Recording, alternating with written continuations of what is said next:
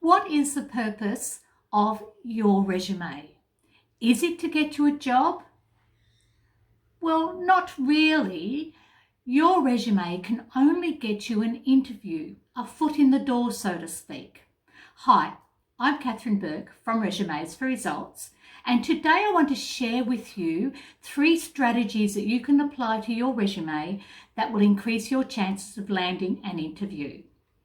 So those 3 strategies are based on selling yourself, your 30-second commercial, appealing to the reader, and then I'm going to talk about the types of information, not in detail, this is just a brief overview, the types of information you need to include in your resume. So, the first tip number 1, is sell yourself.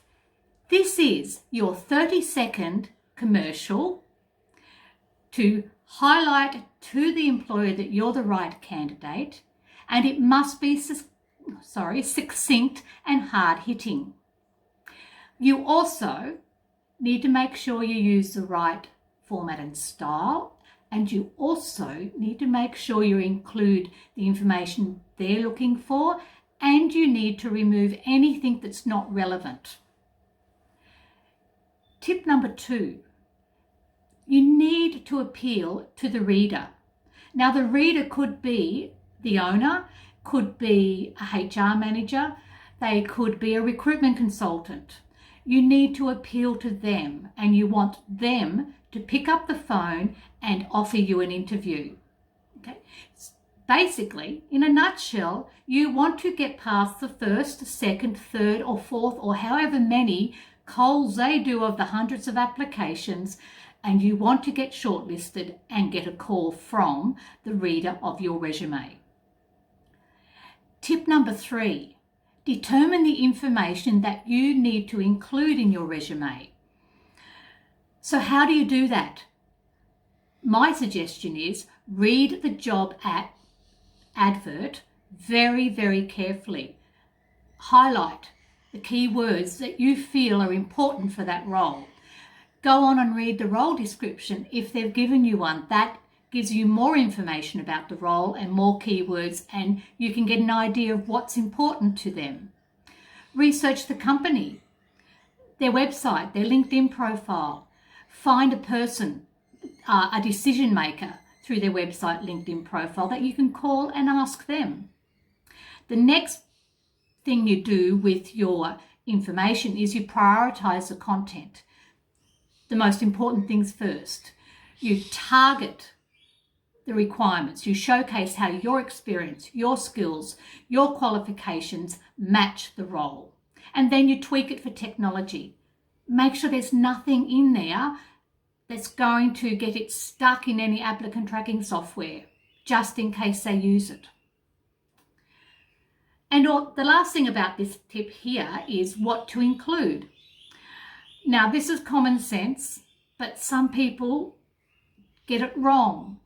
So, contact information, that's obvious. Your name, your email, your phone, your LinkedIn URL if you have a LinkedIn profile.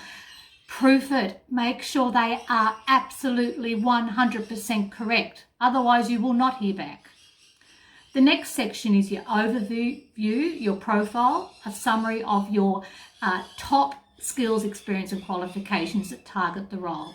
And then you go on and include your education, your professional development and your training. And don't forget key achievements. They can go here, or they can go with the actual role that they belong to. And then that's your employment experience. List the last 5 to 10 years. What is relevant? And list the duties and the things that you did under each role that are relevant.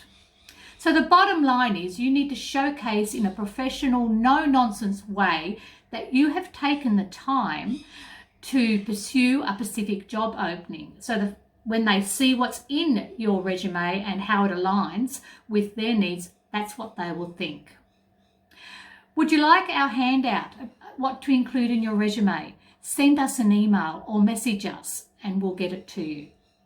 You can find more career tips and advice on our website. You can also take advantage of our 20-minute obligation-free complimentary consultation with a resume writer, or career consultant.